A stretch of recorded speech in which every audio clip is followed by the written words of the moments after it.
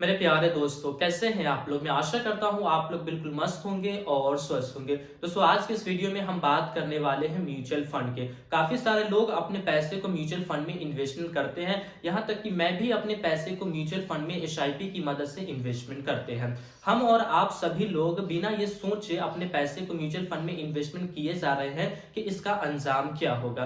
कितने लोग ये हैं कि जो ये सोच रहे हैं कि 5 साल के बाद, 10 साल के बाद, 25 साल के बाद हमें म्यूचुअल फंड से करोड़ों रुपए मिलने वाला है। लेकिन कैसा हो, मैं आपको कहूं कि आप इस वीडियो को शुरू से लेकर के लास्ट तक ध्यान से देखते हैं तो आपका ना ये करोड़ों रुपए का जो ख्वाब है वो टूटने वाला है। मैं प्रॉपर आपको बताऊंगा कि कैसे आपका ये जो ख्वाब आप सजा कर बैठे हैं कि हमें आज से 10 साल के बाद, 20 साल के बाद, 25 साल के बाद करोड़ों रुपए मिलने वाला है, ये ख्वाब आपका टूटने वाला है। प्रॉपर प्रूफ के साथ और एग्जाम्पल के साथ मैं आपको आज की इस वीडियो में बताने वाला हूं। तो इसीलिए आप इस वीडियो को शुरू से लेकर लास्ट तक ध्यान से देखिए, तभी आप इस चीज को समझ पाएंगे। चलिए, पहले तो हम एक सिंपल एसआईपी कैलकुलेटर करते हैं। जैसा कि आप सभी ने एसआईपी करने से पहले अपने लिए कैलकुलेटर किया होगा कि हम इतने पैसे की एसआईपी करते हैं तो हमें फ्यूचर में इतना मिलने वाला है। पहले हम सेम वही सिंपल एसआईपी की कैलकुलेटर करेंगे, फिर उसके बाद मैं आपको बताऊंगा कि कैसे आपको फ्यूचर में जो आप कैलकुलेट करके रखे हुए हैं कि हमें करोड़ों मिलेगा, वो कैसे आपको म्यूचुअल फंड से नहीं मिलने वाला है। तो आइए इस वीडियो को हम बिना देर किए हुए शुरू करते हैं। व्हाइट बोर्ड की मदद से चलिए हम समझते हैं। मान लीजिए आप ना कोई अपनी एक एसआईपी किसी भी फंड में आपका हो सकता है, जो भी फंड आपने चुना होगा, अपने लिए आपने बेहतर ही फंड चुना होगा। किसी भी फंड में आप ना हर महीने यानी कि हर मंथ आप अपने पैसे को एसआईपी करते हैं। यानी कि मान लीजिए आप 5,000 रुपए अपने पैसे की एसआईपी कर रहे हैं और ड्यूरेशन आप जो है वो सोच कर रखे हैं कि हमें इतने दिनों के बाद में जो हमारा टारगेट है, जो हमारा गोल है, उस चीज को हम अचीव कर लेंगे। मान लीजिए आपने ड्यूरेशन में 25 साल को रखा है कि अगले 25 साल तक हम अपने पैसे की एसआईपी जो है वो करेंगे। फिर आपने रिटर्न्स को भी फिक्स किया होगा कि हमें इतना का रिटर्न्स जो है वहां से मिल जाएगा।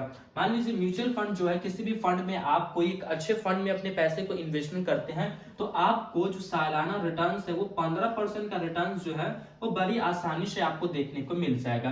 25 साल के लिए आप 15% से 5,000 रुपए को हर महीने आप म्यूचुअल फंड में इन्वेस्टमेंट कर रहे हैं, ये सोच करके कि आपको फाइनल वैल्यू में जो है वो आपको करोड़ों देखने को मिलेगा।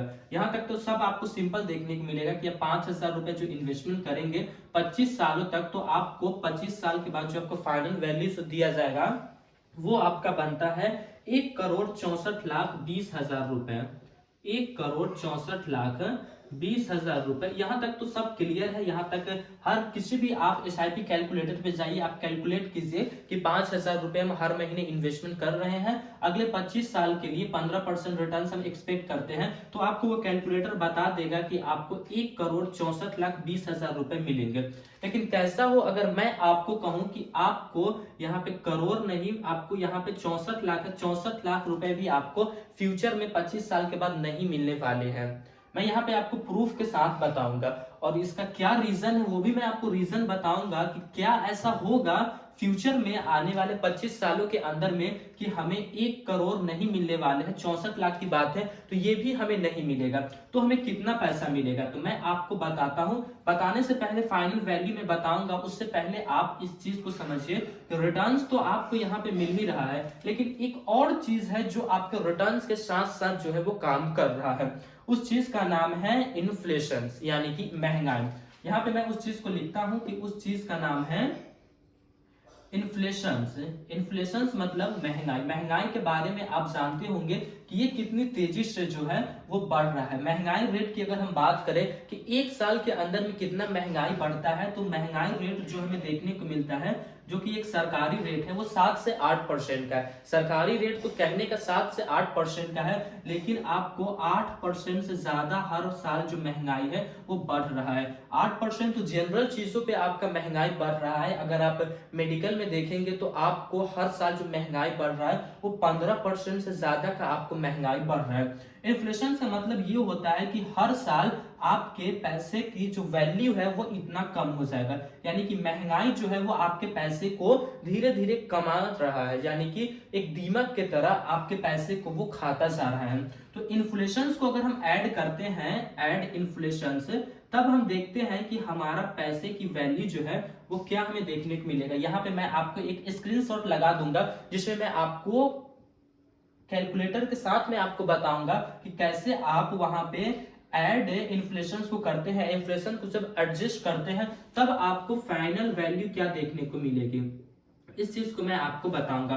तो तब आपको जो फाइनल वैल्यू देखने को मिलेगी वो आपको 56,47,000 रुपए ही आपको फाइनल वैल्यू जो है वो आपको देखने को मिलेगी। मात्र आपको 56,47,000 रुपए ही आपको फाइनल वैल्यू देखने को मिलेगी। ऐसा नहीं है कि आपके अकाउंट में इतना पैसा नहीं आएगा, आपके अकाउंट में 1,64,20,000 रुपए म्यूचुअल फंड की तरफ से आएगा। म्यूचुअल फंड की तरफ से आपको कोई भी समस्या आपको देखने को नहीं मिलेगी, बल्कि समस्या तो आपको ये देखने को मिलेगी क्योंकि 25 साल की बात है, तो 25 साल के बाद जो इन्फ्लेशन जो है वो महंगाई बढ़ जाएगा। आप कहेंगे कि ये बताने की क्या जरूरत थी, क्या जरूरत थी ये वीडियोस बनाने की। तो ये इससे आप ना अपने कैलकुलेशन को मजबूत कर सकते हैं, अपने आप इन्वेस्टमेंट को मजबूत कर सकते हैं। हो सकता है कि आप कोई एक अच्छा सा गोल अपना सोचे होंगे कि हमें 25 साल के बाद अपने लिए कोई नया घर बनाना है, कोई कार खरीदना है, कोई अच्छे से बिजनेस करना है, जिस वजह से आपको ये टारगेट जो है वो बताना जरूरी है। यहाँ तक तो क्लियर है। आइए थोड़ा सा हम इस इन्फ्लेशन की बात को भी समझ लेते हैं कि इन्फ्लेशन आखिर काम जो है वो कैसे करता है। इन्फ्लेशन की अगर हम बात करें तो इन्फ्लेशन जो है उसका रेट जो है वो हर साल का रेट है इसका जो है वो 8% का, कि 8% से ज्यादा ही आपको हर साल जो है वो महंगाई देखने को मिलेगा। इसको मैं आपको एक बेसिक एग्जांपल से समझाता हूं ताकि आपको अच्छे से समझ में आ जाए। एग्जाम्पल हम लेकर के चलते हैं। मान लीजिए ये जो साल चल रहा है ये 2024 चल रहा है, ठीक है। 2024 में आप देखेंगे और 2025 में तो आपको यहाँ पे 8% का डिफरेंस जो है वो आपको देखने को मिलेगा। मान लीजिए आप किसी शॉप पे जाते हैं, डिक्शनरी की दुकान में जाते हैं, वहां पे आप किसी बुक को खरीदने के लिए जाते हैं, उस बुक की कीमत आज के वक्त में यानी कि साल 2024 में 100 रुपए है। तो उस बुक को अगर आप अगले साल खरीदने जाएंगे या फिर किसी बुक की कीमत पिछले साल कम रही होगी, अगर आप उसको आज के इस साल में जाएंगे खरीदने के लिए तो आपको ज्यादा पैसा पे करना पड़ेगा। 24 में खरीदे गए चीज को अगर आप उसी सेम चीज को आप 2025 में खरीदने के लिए जाएंगे तो 100 रुपए आप आज के साल में पे कर रहे हैं ना, वहां पे आपको 108 रुपए देने पड़ेंगे। यानी कि यहाँ पे क्या हुआ कि 8% जो है वो महंगाई बढ़ गई है। 100 रुपए की वैल्यू जो है वो कम हो गई है। अब 100 रुपए की चीज को खरीदने के लिए हमें 108 रुपए देने पड़ेंगे। यहाँ पे तो हम 25 साल की बात कर रहे हैं, साल 2 साल की बात नहीं कर रहे हैं, 25 साल की हम बात कर रहे हैं। तो सोचिए 25 साल के बाद जो महंगाई है वो कितनी बढ़ जाएगी। 24 में अगर हम 25 को जोड़ते हैं तो यहाँ पे आप देखेंगे कि 2049 में यानी कि 2049 जो साल आएगा उस वक्त इस 100 रुपए की वैल्यू क्या बन जाएगी। यानी कि जो बुक को आप, मैं यहाँ पे लिख देता हूं ताकि आपको अच्छे से क्लियर हो जाए, जिस बुक को आप 100 रुपए में खरीदे हैं 2025 में, उसी बुक को आप 108 रुपए में खरीदे हैं। अब उसी बुक को अगर आपको आज से 25 साल के बाद लेना पड़ेगा तो आपको कितना पैसा पे करना पड़ेगा। तो उसके लिए ना आपको यहाँ पे 300 रुपए जो है वो आपको एक बुक खरीदने के लिए जो पैसा आपको पे करना पड़ेगा। यहाँ पे हर साल का जो महंगाई बढ़ रहा है वो आपका जो महंगाई है वो 8% बढ़ रहा है। हमने बात की है 25 साल की, तो 25 साल को अगर हम 8 से गुना करते हैं तो यहाँ पे ना आपको 200 देखने को मिलता है। यानी कि 200% जो है महंगाई बढ़ जाएगी। 100% में पैसा जो है वो हमारा डबल हो जाता है। 100% लगा तो पैसा जो है वो हमारा डबल हो गया। फिर यहाँ तो 200 है, उसके बाद और 100% लगा तो पैसा जो है हमारा वो ट्रिपल हो गया। यानी कि 100 रुपए की वैल्यू जो है वो 25 साल के बाद 300 के बराबर रहेगी।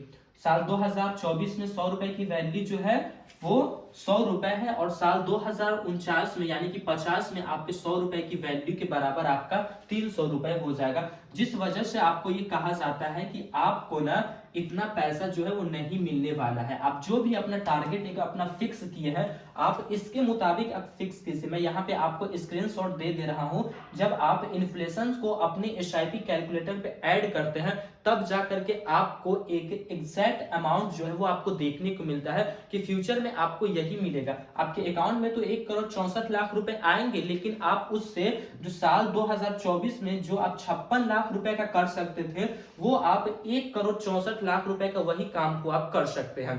तो आप जब भी ये वीडियोस बनाने का पर्पस ये है कि आप जब भी अपनी एसआईपी करें या फिर कोई भी इन्वेस्टमेंट करें तो आप इन्फ्लेशन को देख कर करें, जो आपका गोल है उसको अचीव करने में आपको मदद मिलेगी। आप ये सोचे हुए हैं कि हमें 1,60,00,000 रुपए जो है वो फ्यूचर में मिलेंगे, लेकिन आपको दिए जाएंगे, लेकिन उससे आप उस चीज को अचीव नहीं कर पाइएगा जो चीज को आप अचीव करने के लिए अपने पैसे को इन्वेस्टमेंट किए हैं। बाकी आपकी जो भी एसआईपी है उस एसआईपी को आप कंटिन्यू रखिए। एसआईपी के अंदर आपको कोई कमी जो है वो आपको देखने को नहीं मिलेगा। चलिए मान लीजिए, थोड़ा सा इसको हम रफ करते हैं। मान लीजिए कि आप म्यूचुअल फंड में अपने पैसे को इन्वेस्टमेंट नहीं करते हैं, क्योंकि 25 साल के बाद आपको उतना मिलेगा, क्योंकि 8% जो इन्फ्लेशन से वो बढ़ रहा है। मान लीजिए आप अपने पैसे को इन्वेस्टमेंट नहीं करते हैं, आप अपने पैसे को अपने पास ही रखते हैं, तो क्या आप उस पैसे से इस चीज को अचीवमेंट कर सकते हैं? जो आपका गोल है उसको आप अचीवमेंट कर सकते हैं? तो इसका आंसर है कि बिल्कुल नहीं। अगर आज के वक्त में आपके पास मान लीजिए 1,00,000 रुपए है, तो जो चीज को आप आज के वक्त में 1,00,000 रुपए का खरीद पाएंगे उस चीज को आप 25 साल के बाद किसी सूरत में आप नहीं खरीद पाएंगे। यानी कि ऐसे में आपको उसके लिए आपको जो पैसा जो देना पड़ेगा वो आपको 3,00,000 रुपया देना पड़ेगा। तो क्या आपका 1,00,000 रुपया आपके सेविंग अकाउंट में रखे रखे क्या 3,00,000 रुपया हो जाएगा? नहीं हो पाएगा। लेकिन अगर आप म्यूचुअल फंड में इन्वेस्टमेंट करते हैं तो आपको काफी ज्यादा वहां से जो है वो पैसा देखने को मिलेगा। इन्फ्लेशन को भी ये बीट करके आगे निकल जा रहा है। यानी कि म्यूचुअल फंड में आप इन्वेस्टमेंट करते हैं तो आपको फायदा ही फायदा देखने को मिलता है। इसीलिए आप अपने पैसे को लगातार म्यूचुअल फंड में इन्वेस्टमेंट करते रहें। जितना ज्यादा हो सके उतना ज्यादा आप अपने पैसे को म्यूचुअल फंड में इन्वेस्टमेंट कीजिए। मैं आपको थोड़ी सी एक छोटी कहानी बताता हूं पैसा सेविंग्स के बारे में। मान लीजिए कि आपके दादाजी जो आपके दादाजी हैं वो मान लीजिए उस वक्त कितना कमाते होंगे, महीने का 100 रुपए कमाते होंगे, क्योंकि 50 साल पहले की बात है। तो उस वक्त के लिए 100 रुपए काफी बड़ा होता है। आपके दादाजी उस 100 रुपए में से, उस पैसे में से घर को नहीं बनाते, जमीन को नहीं खरीदते, प्रॉपर्टी को नहीं बनाते, और वो 100 रुपए आज के वक्त में आपको ला करके दे देते। यानी कि अपने जिंदगी की कमाई जोड़ जोड़ कर मान लीजिए वो आपको 1,00,000 रुपए देते। तो क्या आप आज के वक्त में उस 1,00,000 रुपए से एक घर को बना लीजिएगा? क्या आप 1,00,000 रुपए से उस जमीन को खरीद लीजिएगा? आप कभी नहीं खरीद सकते। वही अगर दादाजी आपके कोई घर बना दिए होते, कोई प्लॉट ले लिए होते, तो आज के वक्त में उस प्लॉट की कीमत जो है वो करोड़ों रुपए हो जाते। इसीलिए आप किसी भी सूरत में अपने पैसे को जो है वो इन्वेस्टमेंट करते रहिए। अपने पास तो आप रखने का सोचिए भी नहीं, लेकिन हाँ इसमें आप चालाकी थोड़ा कर सकते हैं कि आपको जब अपने बैंक में पैसे को जब रखना ही है, क्योंकि आप सोचते हैं कभी हमें इमरजेंसी आ जाएगी, तो बैंक के ऊपर ऑटो स्वीप ऑन करा लीजिए, जिससे आप जितना दिन तक बैंक में अपने पैसे को रखेंगे उतना दिन का आपको इंटरेस्ट जो है वो आपको मिलता जाएगा। बाकी एसआईपी आप करते रहिए, म्यूचुअल फंड में आप अपने पैसे को इन्वेस्टमेंट करते रहिए, यहाँ से आपका पैसा जो है वो काफी तेजी से ग्रो करेगा। बाकी दोस्तों ये वीडियो कैसे लगी है कमेंट में जरूर बताइएगा। फिर मिलेंगे दोस्तों एक नए वीडियो में, तब तक के लिए जय हिंद जय भारत। अल्लाह पाक आपको सलामत रखे और आप हमारे वीडियोस को इसी तरह देखते रहें।